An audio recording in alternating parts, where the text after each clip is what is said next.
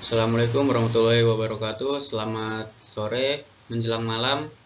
Perkenalkan, nama saya Anjasta Bagus Tarigan dari kelas Sistem Informasi 4A dengan NIM 2015-09-1023. Di sini saya akan mempresentasikan mengenai preliminary phase dari ADM. Untuk penjelasan awal, preliminary phase merupakan salah satu dari 10 fase yang terdapat pada di Open Group Architecture Framework atau TOGAF. Fase ini mencakup aktivitas persiapan untuk menyusun kapabilitas arsitektur termasuk kustomisasi TOGAF dan mendefinisikan prinsip-prinsip arsitektur. Tujuan preliminary phase. Tujuan dari tahap preliminary adalah untuk memastikan bahwa setiap orang yang akan terlibat atau mendapat manfaat dari pendekatan ini berkomitmen untuk keberhasilan proses arsitektur.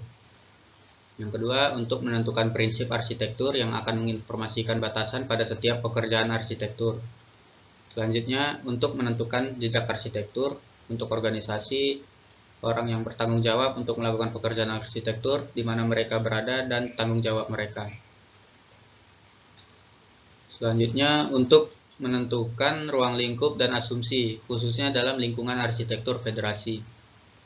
Selanjutnya, untuk menentukan kerangka kerja dan metodologi terperinci yang akan digunakan untuk mengembangkan arsitektur perusahaan dalam organisasi yang bersangkutan, biasanya dari ADM generik. Untuk masukan atau input, bagian ini mendefinisikan input ke fase awal. Yang pertama, perpustakaan TOGAF. Yang kedua, kerangka arsitektur lainnya. Yang ketiga, strategi dewan dan panci bisnis dewan, strategi bisnis, strategi TI, prinsip bisnis, tujuan bisnis, dan penggerak bisnis. Yang keempat, ada kerangka kerja utama yang beroperasi dalam bisnis, misalnya Scrum.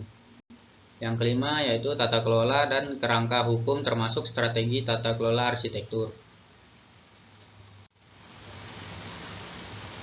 Selanjutnya yang keenam yaitu kemampuan arsitektur, lalu ada perjanjian kemitraan dan kontrak, dokumen yang ada terkait dengan kemampuan arsitektur, lalu ada model organisasi untuk arsitektur perusahaan, dan yang terakhir ada kerangka arsitektur yang ada jika ada. Untuk tahapan, langkah-langkah yang termasuk dalam fase ini adalah 1. Cakupan organisasi perusahaan yang terkena dampak. 2. Konfirmasi kerangka tata kelola dan dukungan. 3. Mendefinisikan dan membentuk tim arsitektur. 4. Mengidentifikasi dan menetapkan prinsip-prinsip arsitektur. 5. Sesuaikan TOGAF dan kerangka kerja lainnya. 6.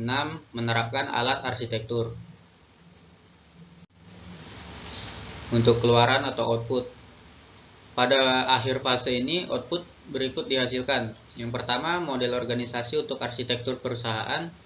Yang kedua, kerangka arsitektur yang disesuaikan. Ketiga, repositori arsitektur awal. Keempat, prinsip bisnis, tujuan bisnis dan penggerak bisnis. Kelima, permintaan pekerjaan arsitektur yang bersifat opsional. Lalu yang terakhir ada kerangka tata kelola arsitektur.